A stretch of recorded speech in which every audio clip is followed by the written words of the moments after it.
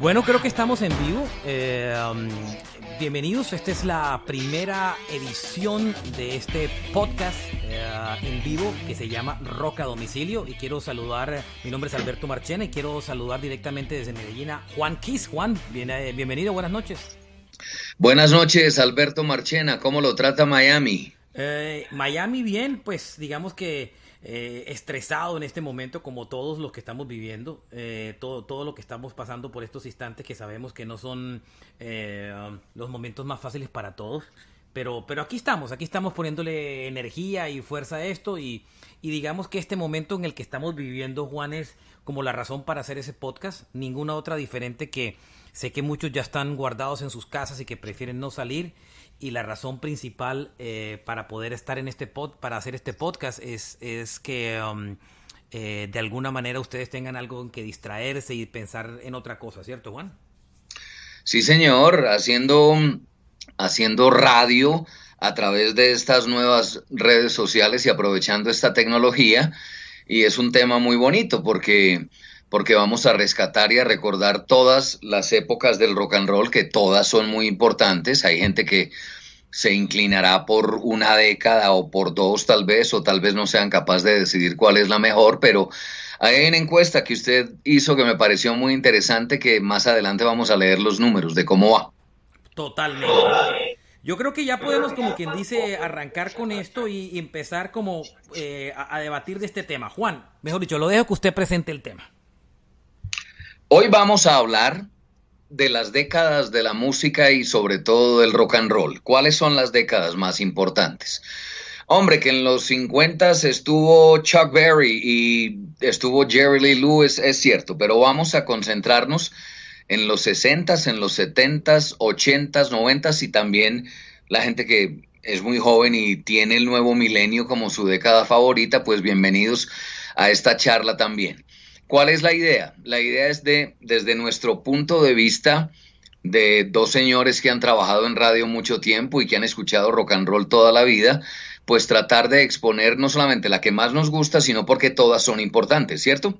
Total, y digamos que todas las décadas son importantes, todas son muy importantes, y digamos que cuando hicimos esta encuesta no metimos, de acuerdo con usted, los años 50, que también tuvieron su importancia porque tal vez fue una época, digamos que ya muy anticipada al rock.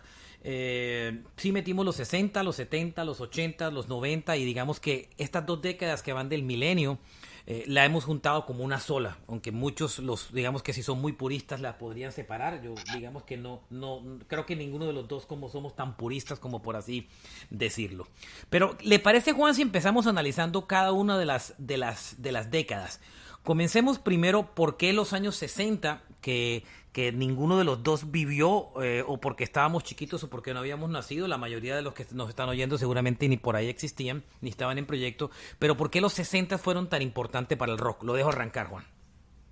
Bueno, hay muchas razones. Las más importantes para mí son las siguientes. Los 60 tuvieron a Elvis Presley. Elvis Presley es muy importante porque Elvis recoge todo lo que es el blues de los negros en Estados Unidos y le hace una mezcla muy interesante con el country, que es más o menos como lo especial que tenía Elvis Presley. La música de Elvis Presley empezó como una ola gigante, se volvió muy popular, pero llegó un momento en el que se estaba volviendo solamente una moda. Me explico. La mayoría de los asistentes a los conciertos de Elvis Presley, el 70-75%, eran niñas adolescentes enloquecidas por Elvis, ¿cierto? Que no apreciaban mucho lo que era la música de Elvis Presley y se estaba convirtiendo en una moda. Ahí es donde llegan los Beatles. ¿Por qué los Beatles son tan importantes? Porque los Beatles reafirmaron el rock and roll como un movimiento serio. Vale la pena mencionar que los Beatles eran fanáticos de Elvis Presley y de Chuck Berry, por ejemplo. Y ese aporte de los Beatles es muy importante porque no permitieron que el rock and roll se volviera solamente una moda de adolescentes y lo reafirmaron como movimiento serio y como un movimiento en donde era importante no solamente la ejecución de los instrumentos, sino que era muy importante componer. Ahí esa dupla de Lennon y McCartney, pues que se volvió legendaria. Luego llegarían los Rolling Stones, que tenían otra manera de ver las cosas y de ver la vida, también muy influenciados por el blues, y que mientras los Beatles decían All We Need Is Love, pues los Rolling Stones decían Sympathy for the Devil. Eran dos... Sí, eran dos tendencias diferentes, digamos que eran como dos tendencias diferentes. En el caso específicamente de todo lo que, digamos que el rock que nació en Estados Unidos, digamos que tuvo en su gran figura Elvis Presley, como bien tú lo decías, y el rock de los ingleses, digamos que era un poco diferente porque tenían, pues lógicamente, la figura de los Beatles, que cuando arrancan con canciones muy simples, parecían una boy band que tocaba instrumentos. La gente se molesta cuando uno dice que los primeros discos de los Beatles eran una boy band, pero tocando instrumentos. Digamos que solo más adelante, cuando llegan a discos como Revolver, es que empiezan a cambiar. Los Stones, como usted decía, lleno de blues. The Who, que era una banda absolutamente impresionante, ¿cierto, Juan? The Who era una cosa de locura, ¿cierto? The Who es una de las más importantes, que empezó a sonar duro por allá a mediados de los 60s, y en esa segunda mitad de los 60s, aunque la gente ubica a Pink Floyd y a Led Zeppelin en los 70s, estas dos bandas iniciaron su camino, su trasegar rock and rollero en la segunda mitad de los 60s. Claro, pero la gente los ubica sobre todo en los años, digamos que son unas bandas que uno ubica como en los 70. Yo diría que igual de The Who tiene The Who llega a ser número 1 con My Generation en el año de 1966, más o menos como para el mes de junio. Sin embargo, grandes discos de The Who como Tommy, como Quadrophenia, fueron discos de los años 70. Digamos que tal vez de las pocas bandas que prácticamente mueren en los años 60 son The Beatles, que la gente parece mentira que uno a veces asocia a los Beatles con los años 70, pero los Beatles básicamente en los 70 ya estaban separados. Cuando publican su último disco a comienzos de los años 70 ya estaban prácticamente separados y ya estaban lanzando discos en solitario y todo. Digamos que los Beatles mueren en los años 70. Y digamos que todo el espacio se lo deja para toda esa nueva corriente, y ya comienzan en los 70 todos en sus carreras en solitario. Los Stones sí siguieron, The Who siguieron, creo que todas siguieron, Juan. Los únicos que prácticamente mueren con la década de los 60 son The Beatles. Y mientras en Inglaterra sonaban duro los Beatles, los Rolling Stones, The Who, empezaban ya Led Zeppelin y Pink Floyd, pues los gringos no se quedaban quietos. Tuvieron un par de respuestas, no, 3 respuestas muy interesantes. Jimi Hendrix, que es después de Chuck Berry, el papá de todos los Van Halens, todos los Satrianis y todos los Steve Vais. Además de Jimi Hendrix estaban los Beach Boys, que los mismos Beatles consideraban superiores a ellos. Sí. Exactamente. Y también estaban los Doors, The Doors, que llegaron muy psicodélicos también, pero esa respuesta gringa también fue muy interesante y muy poderosa. Fue contundente. Mire, hace muy poquito alcancé a ver a Brian Wilson de los Beach Boys tocar aquí en concierto en Miami, donde vivo, ya sin los Beach Boys, sino él solo, porque los Beach Boys están como aparte. Y el famoso álbum de los Beatles, el Sgt. Pepper's Lonely Hearts Club Band, fue un álbum inspirado en un álbum de los Beach Boys que se llamaba Pet Sounds.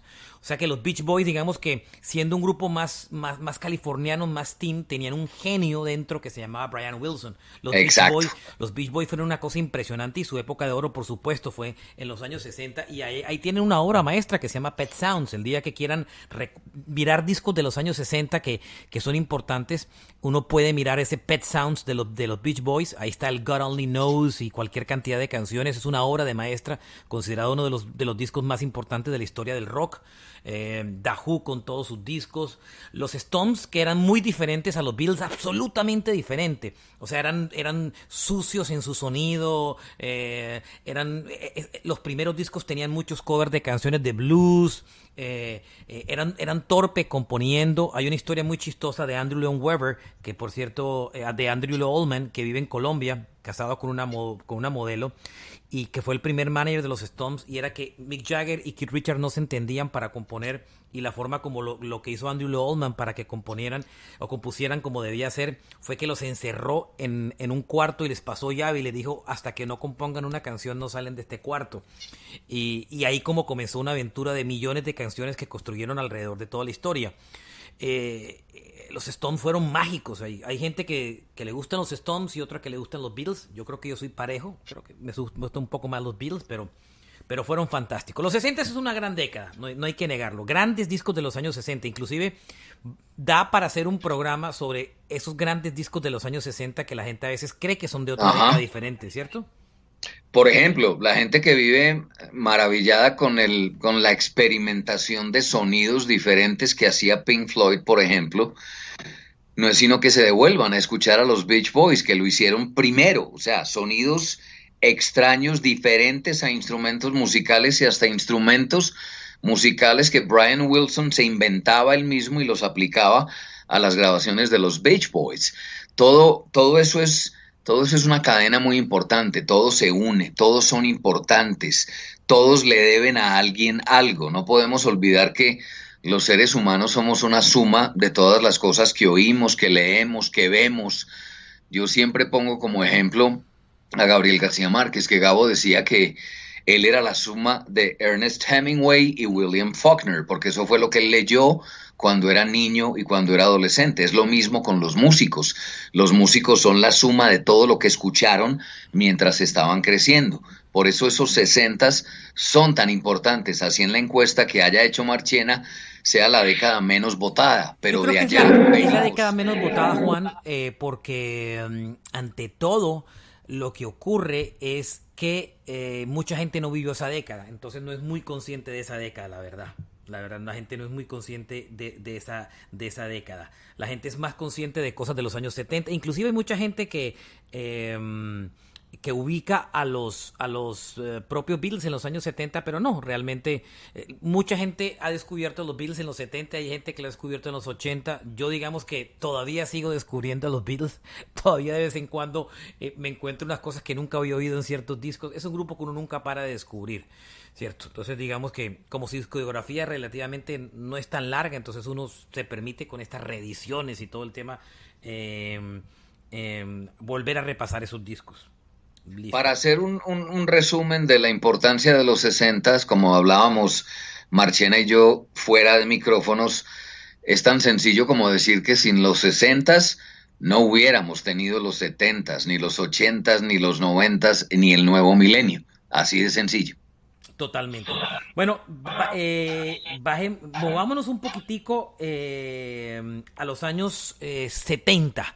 Los 70, digamos que es esa época de la psicodelia, es una época increíble, es una época sobre todo en el rock muy importante porque es una época de la experimentación, ¿cierto? Era donde digamos que las drogas de alguna manera influenciaron en el rock para aportarle ese toque de psicodelia y esa libertad que hoy en día no se pueden permitir ninguna banda de rock, ni se la pudo permitir los años 80, ni siquiera los mismos años 70. Esa psicodelia de los años 70 fue una cosa monstruosa y nos llevaron a hacer álbumes de concepto. Ahí nos encontramos el Dark Side of the Moon de Pink Floyd, ahí nos encontramos álbumes de Jethro Tull, esos álbumes del Physical Graffiti de los Led Zeppelin, los álbumes de los Doors. Los 70 tienen tanta música rock impresionante, ¿cierto, Juan? Los 70 son mágicos porque vieron el brillo en su punto más alto de bandas como Black Sabbath, por ejemplo. El metal, y me reafirmo en mi apreciación, algunos oyentes a veces me dicen que no, pero el metal como lo conocemos nació con Black Sabbath en 1970, con ese riff de guitarra de Tony Iommi. Ahí nace el metal. En los 70s nace Aerosmith. En los 70 se hizo grande Alice Cooper. En los 70 nace David Bowie, por ejemplo.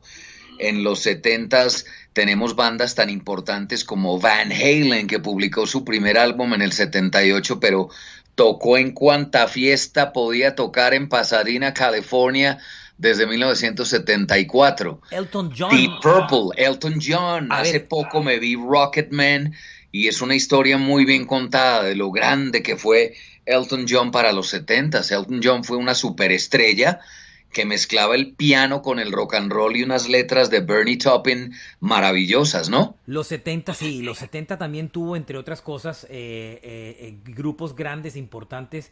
Mire, tuve, por ejemplo, Fleetwood Mac, que es tal vez es mi grupo favorito. El famoso Rumors, considerado como uno de los mejores, de los 5 mejores discos de la historia del rock. Tuvo a Supertramp, tuvo a los álbumes de The Who, tuvo a ZZ Top. Y también a The Kings, que venían de los años 60, pero también tuvo muy buenos álbumes de los 70. Led Zeppelin, por supuesto. El nacimiento de Kiss. Los primeros álbumes de Kiss. El Destroyer de Kiss, digamos. Tuvo tantas. Y empezó, ¿sabe que también tuvo los años 70? Que fue maravilloso. Y fue todo ese nacimiento de ese rock ya un poco más alternativo, medio new wave. Todos esos grupos como todo lo que salió del CBGBs o lo que se conoce como la música del CBGBs, o sea, Blondie, The Police, los Talking Heads, los Ramones. Todo ese movimiento también fue parte de los años 70. Por otro lado, Television, también estuvo Tom Petty and the Heartbreakers también, que fue una banda grande. Ah, maravilloso, maravilloso Tom Petty. Y también está Mi Mundo, el otro lado, el más metalero. Al otro lado en Inglaterra nacían Judas Priest, nacía Motorhead, nacía Iron Maiden, nacía Def Leppard, nacía Accept, la banda alemana, todo ese movimiento heavy metal, incluido Saxon, que comenzó en la segunda mitad de los 70. Los 70 es una época de virtuosismo y de álbumes gigantes poderosa. Mire, para contar más cosas de los años 70, Lou Reed, por ejemplo, Dire Straits, todos esos álbumes de Pink Floyd que hablamos. También sabe qué parte es poderosa de los años 70 y que tal vez a veces nos olvidamos mucho. Esa parte country rock que fue como el rock que nace en Estados Unidos, y me refiero a The Eagles, por ejemplo, álbumes como Hotel California y todas estas bandas fueron impresionantes. O sea, los álbumes de Eagles, miren, el disco más vendido en la historia de la música no es Thriller de Michael Jackson. El disco más vendido en la historia de la música es el volumen 1 de grandes éxitos de los Eagles, que salió en los años 70. Y para que tengan idea, ese disco, el del grandes éxitos volumen 1 de los Eagles, no incluye Hotel California. Hotel California viene después de ese álbum. Y ese Eagles grandes éxitos volumen 1 es el disco más vendido de la historia de la música, no solo del rock, de la música. Juan, estoy totalmente de acuerdo con usted. Una de mis bandas favoritas es Van Halen y nace también en los años 70, digamos que como la segunda parte de los años 70. ¿Y qué me opina de una banda escocesa pero que creció en Australia, AC/DC? AC/DC, por Dios, claro. AC/DC nació en los de Bon 70. Scott fue en los 70, claro.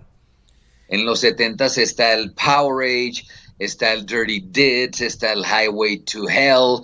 Los 70 tuvieron guitarristas muy virtuosos, como esa dupla de Iron Maiden, que es Dave Murray con Adrian Smith, en Judas Priest, K.K. Downing con el Glenn Tipton, por ejemplo, Richie Blackmore, Tony Iommi, el mismo Edward Van Halen. Los bateristas, pues ni hablar. Está John Bonham, está, por ejemplo, Peter Criss. Hay grandes músicos. Los 70 se caracterizaron. Hay un capítulo muy divertido de Los Simpsons donde Homero grita muy orgulloso: no sé para qué buscan más si en el 75 se logró la perfección musical. Pues Homero no está muy lejos de la realidad. En ese año salió, por ejemplo, el primer álbum de Boston, que es una maravilla también. Y que fue álbum del año en esa ocasión. Se convirtió en uno de los grandes discos de la historia, ese álbum. Y que, por cierto, el otro día me lo compré en una tienda. El otro día me lo compré en Miami, en una tienda de vinilos viejitos a la que voy. Y que tienen un sitio donde ponen, me lo encontré, ese vinilo original de los años 70 por $1, Juan, imagínese, el de Boston. Y tiene una historia muy linda que se la quiero contar a usted y a los oyentes. Tom Scholz, que es el creador de Boston, era un tipo que sabía mucho de ingeniería electrónica, pero le gustaba el rock and roll. Él mismo modificaba sus Gibson Les Paul, él mismo reconstruyó una vieja consola de grabación, él reconstruía los amplificadores, y él, ese señor Tom Scholz, con unos grupos, con unos músicos que contrató, incluido Brad Delp, en el sótano de su casa construyó el primer álbum de Boston. Se lo llevaron a Eric Kramer, el famoso productor, para que lo produjera. ¿Y sabe qué les dijo Eric Kramer? ese álbum no necesita producción, ese álbum ya está listo. Y ese primer álbum de Boston, que salió en el 76, mantuvo el récord de ser el álbum debut de una banda de rock más vendido en la historia, hasta que ese título se lo quitó Guns N' Roses con el Appetite for Destruction. Correcto. En el 87. Listo, a ver, nos movemos a ver, digamos que los años 70, digamos que no tienen, digamos que nada que objetarle. Hay una parte muy interesante que de pronto los oyentes o los que nos oyen de pronto no conocen, y es cuando el rock estaba en su momento más florido a finales de los años 70, aparece un movimiento que amenaza el rock porque el rock estaba en su máximo nivel de popularidad y aparece la música disco. La música disco de Gloria Gaynor, de Donna Summer, de Chic, Kool and the Gang. Kool and the Gang, todo el sonido disco. Y el sonido disco se vuelve el sonido de moda en Estados Unidos. Y así como pasa hoy en día en la música latina, cuando las disqueras latinas no quieren nada diferente que reggaetón, en esa época, en el mundo anglo, los productores no querían nada diferente y las casas disqueras no querían nada diferente, sino disco music. Solo querían eso. Y que es una maravilla. Sí, a mí me gusta mucho el disco. Earth, Wind and Fire, The Commodores. Bellísimo. El disco es muy bien hecho, de muy buena calidad musical, aunque muchos no lo creyeran. Pero el disco amenaza el rock y es cuando el rock empieza una campaña contra la música disco que se llama Disco Sucks. El disco apesta. Su banda preferida, Kiss, fue una de las que lideró el movimiento. Y digamos que por ahí fue como que el rock se vio amenazado por la música disco. Incluso algunos grupos de rock cayeron, digamos que, o se dejaron tentar por el sonido de la música disco. McCartney, cuando hizo Good Night Tonight, se hizo tentar por el disco con su banda Wimps de su época. El mismo Kiss se dejó tentar con I Was Made for Loving You. Es muy chistoso que la canción más famosa o más popular de Kiss en su historia es una canción de sonido disco, ¿cierto? Que nació, entre otras cosas, en Estudio 54, que era la discoteca más famosa de la época en Nueva York, que la cerrarían en la primera mitad de los 80s por no pagar impuestos. Pero esa canción nació en una noche de fiesta de Paul Stanley con una actriz llamada Donna Dixon. Estaban en Estudio 54 y ella le dijo a su novio Paul Stanley: ¿a qué no sos capaz de componer una canción así? Y Stanley le dijo: lo haría con los ojos cerrados. Una semana después se metió al estudio a grabar I Was Made for Loving You, que es uno de los éxitos más grandes que tiene Kiss y tiene un saborcito discotequero que la hace muy especial. ¿Eso no es compuesto en parte por Desmond Child? ¿Cierto que sí? Sí, señor. Claro que ahí aparece, ¿no? En el mapa cubano. Desmond Child. Tiene toda la razón usted. Ese es un cubano americano que les ayudó a Kiss a componer esa canción. Bueno, que Paul Stanley después le pasaría el teléfono de un muchacho llamado John Bon Jovi y el resto es historia de los 80s. Total. Digamos que los 70 tuvieron esa parte y digamos que los 70 finalizaron difícil para el rock porque por la amenaza que tuvieron frente a la música disco. Rod Stewart era un rockero empedernido y terminó siendo hasta disco. Do You Think I'm Sexy, uno de los grandes temas de los 70 de la música disco, era hecho por un rockero. Y los Rolling Stones con Miss You, por ejemplo, también se dejaron contagiar por el bichito del disco, pero acuérdese que salió un género inglés al rescate del sonido duro y fue el punk.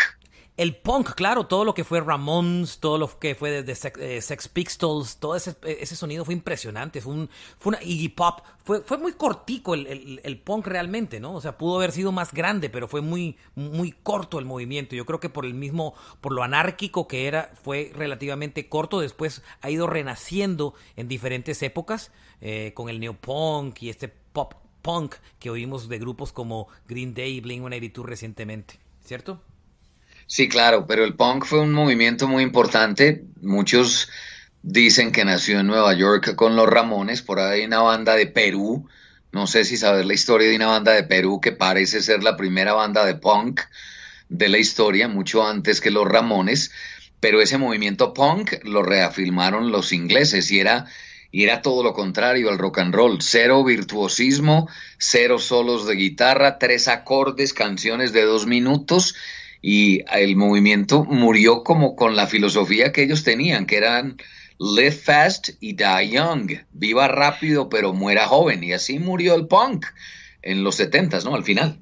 Sí, y además porque todos musicalmente eran muy malos tocando los instrumentos. Los punkeros eran malos, malos, malos. Por eso ustedes ven que muchos grupitos de garaje de estudiantes de colegio comienzan haciendo punk, porque los acordes son 2, 3, no es nada más, nada complicado. Por eso es que el punk, digamos que fue muy criticado durante mucho tiempo por eso. Bueno, muere en los años 70 y nos vamos a los años 80. Y digamos que los 80 principalmente son recordados por ser una década de oro en la música pop. Todo lo que fue Madonna, Michael Jackson, Cyndi Lauper. Y digamos que el rock en los 80 fue protagonista, pero no tan protagonista como realmente fue la música pop. Lo bonito del rock de los años 80, y yo creo que Juan puede coincidir con esto, aparte de que fue su esplendorosa época del heavy metal, es Ajá. que el rock fue la época más comercial o más mainstream, como se llama, del rock. Era cuando veíamos en las emisoras de rock todas las canciones en las emisoras de pop, las emisoras top 40, top 40, oíamos todos los clásicos o todos los grandes éxitos del rock. No ha habido una década donde el rock llegó más a la radio que en la década de los años 80. Todos los grupos, independientemente de lo duro o pesado que fueran, tenían canciones que eran friendly o agradables para la radio. Por eso es que la gente recuerda, para mi concepto, tanto el rock de los 80, porque la radio estuvo repleta de canciones del rock de los 80, cosa que no pasó en los 70. El álbum de Pink Floyd, realmente solo el The Wall de Pink Floyd, que pues como entre el final y el comienzo de la nueva década, solo tuvo un single para radio. Y el resto no, y todos los álbumes de los 70 fueron muy similares, eran canciones de 7, 8, 9 minutos. En cambio, en los 80 todas las canciones eran de 3:33, 3:43 minutos y el rock se tomó todo, absolutamente la radio. Por eso es que tenemos tantas canciones de rock de los años 80 que son muy cercanas, ¿cierto, Juan? Y eso tiene una razón de ser. Lo que pasa es que usted tiene toda la razón, en los 70 no se lanzaban sencillos, pero por ejemplo Led Zeppelin tenía una filosofía y era, si quiere escuchar a Led Zeppelin, escuche el álbum completo. Ellos no publicaban sencillos. Stairway to Heaven nunca salió como sencillo. Pero en 1980 llegó una banda que se llama Judas Priest. ¿Qué hizo Judas Priest? En 1980 publicó un álbum llamado British Steel. La magia de ese álbum ¿Ese es de la la siguiente. navaja? Ese álbum fue diseñado, fue construido para que pudiera ser escuchado por cualquier amante de la música rock. No tenía que ser un experto en heavy metal. Eso más adelante lo repetiría Metallica con el álbum negro en el 91. Recuerde que en el 91, haciendo este paréntesis, todo el mundo amaba Metallica porque a todo el mundo le gustaba el álbum negro, pero eso lo hizo primero Judas Priest con el British Steel. De ahí salió You've Got Another Thing Coming, de ahí salió Living After Midnight y Breaking the Law. Luego empezaron a replicarlo las bandas que venían de Inglaterra. Def Leppard, por ejemplo, en el 83 publica el Pyromania, que se vuelve supremamente exitoso y salen 3 sencillos para la radio. Luego digamos, Juan, que los 80, los 80 tuvieron los 80 tuvieron muchas corrientes diferentes de rock, con un denominador común, y es que era su cercanía a lo comercial. Porque también, mira, teníamos la parte del hard rock o el hair metal o el hair rock, que todo era todo lo que a usted le fascina y que a mí también me encanta, todo lo de Motley Crue, todo lo de Poison, todo lo de Def Leppard. O sea, se llama hair rock y que usted lo puede explicar mejor porque la característica era que estos grupos de rock eran de pelos largos y eran los famosos grupos del Sunset Strip de California, de Los Ángeles. Ajá. Y ahí estaba todo un movimiento de Quiet Riot, Motley Crue, Poison, digamos que Bon Jovi también hacía parte de eso, cualquier cantidad de bandas. Simultáneamente también había ese sonido rock pop de bandas muy interesantes como Journey, por ejemplo, que era una agrupación fantástica, toda la música que hacía Hard, también que era como esa parte pop de la música rock. Teníamos que tomar todo ese componente. Pero ese ingrediente es muy bonito. Ese era el AOR, que era el Adult Oriented Rock. Sí. Que ahí estaba también Loverboy, estaba REO Speedwagon, estaba Foreigner, Eddie Money, Rick Springfield, y era muy bonito porque todo eso sonaba en la radio, entonces era como un término medio. Claro. No era pop, pero tampoco era rock duro, estaba justo en la mitad y a la gente le gustaba mucho. Le voy a hacer una apreciación. El A no viene de adult, sino de álbum. Era álbum oriented rock, porque eran perfecto. las que son las emisoras de rock clásico hoy en día, que son las que permanecen, las que sobrevivieron. Ninguna sobrevivió de rock, solo las del rock clásico. La característica era que sonaban canciones de esos álbumes de rock que no sonaban en la radio. Usted cuando dijo que, por ejemplo, en el álbum de Led Zeppelin no lanzaban sencillo, estas emisoras sí ponían esas canciones, a pesar que no fueran sencillos. Por eso se llamaban álbum oriented rock. Eran emisoras que sonaban canciones de rock que no necesariamente eran singles. Y eran emisoras preciosas para oír. Y eso son las que hoy en día todavía permanecen bajo el nombre de Classic Rock, pero ya digamos que un poco más actualizada. ¿Sabe de qué banda no hemos hablado y que se nos quedó? Queen. Queen fue una banda que tuvo una época bellísima en los años 70. Todos los álbumes clásicos de Bohemian, todos los álbumes como los que tenían Bohemian Rhapsody, todos esos álbumes fantásticos. Y en los 80 pasaron a otro pedazo, se volvieron mucho más cuando comenzó la década, partieron la década, abrieron la década con ese cover de con esa canción que hicieron con David Bowie llamado Under Pressure, y de ahí empezaron a navegar a su parte más comercial. Los puristas del rock dicen que la época de Queen se divide en dos, en la época de ese rock clásico de los 70 y la época de ese rock más comercial de los 80. Juan, en los 80 también está todo el sonido también de estas bandas New Wave, por ejemplo. Está todo el sonido de todo lo que es Police, todo también la parte de Blondie, que también venía de los años 70, todo el sonido también de In Excess, álbumes fantásticos también de David Bowie, que sacó ese famoso Let's Dance producido por... es muy chistoso porque sacaron ese Let's Dance, que fue uno del disco tal vez más vendido de Bowie en su carrera en solitario, y era producido por Nile Rodgers, de Chic, que era que fue el inventor o uno de los grandes impulsores de la música disco. Ese álbum es maravilloso porque además cuenta con las guitarras líderes. Todas las guitarras rítmicas de Let's Dance las hace Nile Rodgers, aparte de la producción. Pero los solos de guitarra son de un virtuoso que se llamaba Stevie Ray Vaughan, que tocaba mucho blues y era un guitarrista muy virtuoso. Por eso ese álbum es la mezcla perfecta entre el dance, el pop y el rock.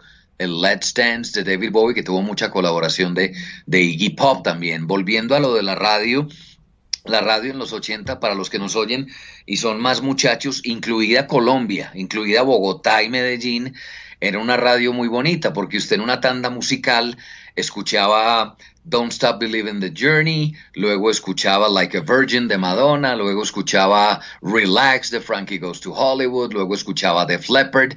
Entonces era una mezcla perfecta de todos esos géneros que se hicieron grandes en los 80s y que cautivaron a tanta gente, ¿no? Cuando yo vivía en Barranquilla, eso le llamaban álbumes de música americana, le llamaban emisoras de música americana. Porque igual en Medellín. ¿En Medellín también le decían igual?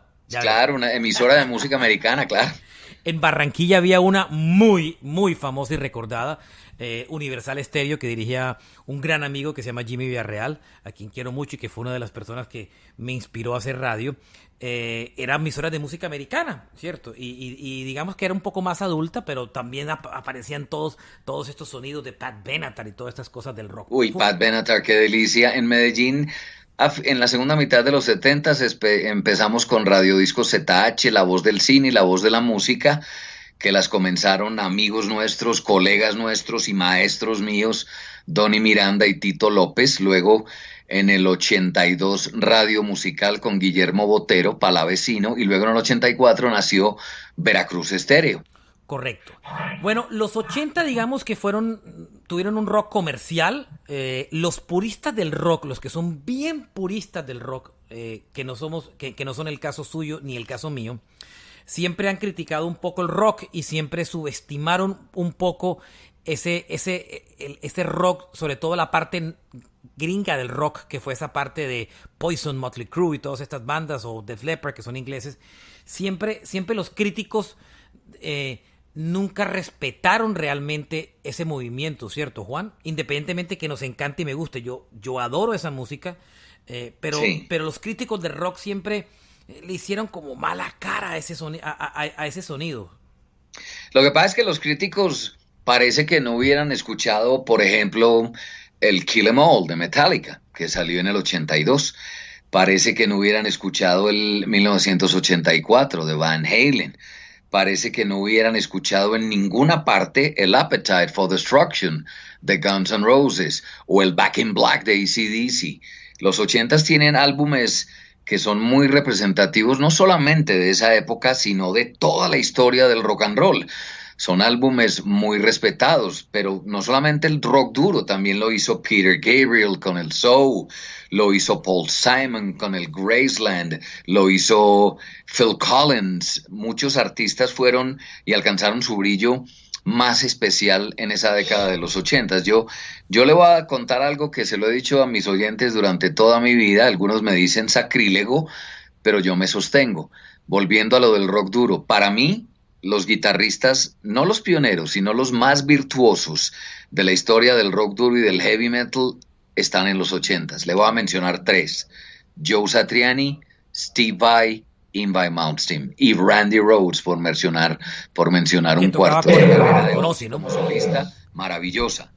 Vea, ahí estamos los 80 y digamos que cuando, y digamos, bueno, en los 80 aparece también publicado al final de la década de los 80 aparece un álbum que volvió a darle que volvió a hacerle ganar mucho, que volvió a hacer que los críticos se arrodillaran de alguna manera otra vez ante ese sonido que era el Appetite for Destruction de Guns N' Roses, ¿no? 1987, Mike Clink, sonido callejero. Y esa época es muy bonita porque en esa época todos querían verse como John Bon Jovi y todos querían sonar como Def Leppard. Uh-huh. Pero ¿qué hizo Guns N' Roses? Guns N' Roses se devolvió a los setentas y empezaron a sonar como Aerosmith y como AC/DC, una mezcla muy interesante, pero con un sonido muy setentas y muy callejero y hasta con algunos tintes de punk. Por eso Guns N' Roses cuando llegó lo sacudió todo, como lo hizo Nirvana en el 91 con el Nevermind. Correcto. Aquí alguien, por el chat de Spreaker, la gente puede inclusive participar y EYTL me dice que Queen en qué época se puede ubicar. Yo creo que lo respondimos hace muy poquito. Queen tiene un pedazo en que se ubica en los años 70, que es su época, digamos, que más gloriosa. Y también tiene un pedazo que se ubica en los años 80. Digamos que la época de los 70 son de los grandes clásicos de Bohemian Rhapsody, Killer Queen, Fat Bottom Girls, todas estas canciones, Love of My Life. Y la década de los 80 es tal vez la época más cercana de Queen de la radio, la época de Another One Bites the Dust, de Play the Game, de Radio Gaga, de I Want to Break Free. Digamos que es como la época donde podemos ubicar otra parte de Queen. Cada uno prefiere una época diferente, pero ambas son muy interesantes, la verdad. Y fueron muy grandes en las dos. Lo mismo le pasó, por ejemplo, a Van Halen. El primero de Van Halen es del 78, pero se hicieron gigantes en los 80. Judas Priest es una banda que nació en el 73, pero sus álbumes más respetados están todos en los 80. Lo mismo le ocurre a AC/DC, o sea, tiene clásicos álbumes en los 70, pero en los 80 está el Back in Black, y está el For Those About to Rock. Mire, Jimmy Villarreal, que por cierto nombré hace poquito, está conectado aquí, me dice, ¿dónde encaja Santana? Este es un mágico. Santana, yo creo que el sonido clásico de los años 70. Hay una cosa muy particular. La gente recuerda mucho a Santana por Woodstock. Y miren lo curioso, cuando ocurre Woodstock, o cuando pasa todo el fenómeno de Woodstock, Santana todavía no había grabado un álbum. Cuando ellos tocan en Woodstock, no habían grabado todavía ni siquiera un disco, Juan. Ni siquiera. Ellos los invitan a Woodstock porque Bill Graham, que es uno de los que hace parte de toda la organización del concierto, estaba detrás de ellos y había creado todas las bandas hablaban de Santana, esto que mezcla música latina y qué tal, y tienen un guitarrista fantástico y tal, y los invitan a tocar en Woodstock sin ni siquiera haber grabado un disco. Cuando ellos salen, solo meses después es que publican el álbum. Y los que aman a la música de Santana tienen clarísimo que los mejores discos de Santana fueron los 3 primeros álbumes. Los 3 primeros álbumes de Santana fueron su época de oro y fueron considerados como la mejor época de Santana, esos 3 primeros discos. Porque después de esos 3 primeros discos la banda se rompe, o sea, se parte. Esos 3 primeros discos, como para recordárselo a la gente, fue el Santana del 69, el Abraxas del 70 y el Santana 3 del 71. Ahí esos 3 discos son muy particulares. Y entre cosa curiosa, esos 3 discos tienen, por ejemplo, algo muy interesante. Y esos 3 discos tienen la característica, y es que tenían a Neil Schon y tenían también adicionalmente como parte de la banda tenían a Neil Schon y a Ross Valory, que después formaron Journey, entre cosas curiosas. Que después fundaron Journey. Y otra cosa muy simpática también es que Santana, con esos 3 álbumes, supremamente respetado, pero publicó un álbum en el 99 que vendió 3 veces más lo que vendieron esos 3 álbumes clásicos. Santana resucitó en el 99 con el Supernatural, ¿lo recuerda? Totalmente. Le quiero contar que por cosas técnicas la plataforma me deja estar solamente 45 minutos al aire seguido.